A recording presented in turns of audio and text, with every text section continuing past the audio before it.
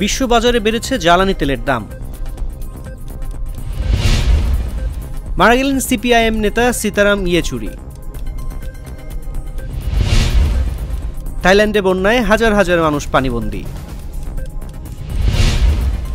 মালয়েশিয়ায় যৌন নিপীড়নের শিকার 402 শিশু উদ্ধার, আটক 171।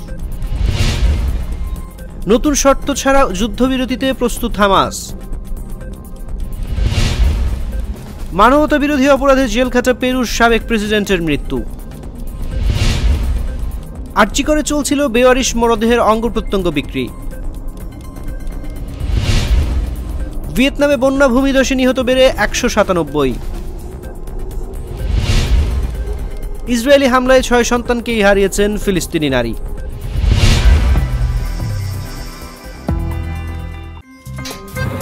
আমার একটা স্মার্ট সিদ্ধান্তে 25% গ্যাসের খরচ কমেছে। ভাবছেন কিভাবে? সাধারণ গ্যাস স্টোভ বদলে আমি এনেছি আরএফএল গ্যাস স্টোভ। এর সাইন্টিফিক নজল ও ব্রাস বার্নার ক্যাপ সমানভাবে তাপ ছড়িয়ে রান্না করে দ্রুত, তাই গ্যাসও বাঁচায় 25%, টাকাও বাঁচে 25%। আরএফএল গ্যাস স্টোভ, নিরাপদ ও গ্যাস সাশ্রয়ী।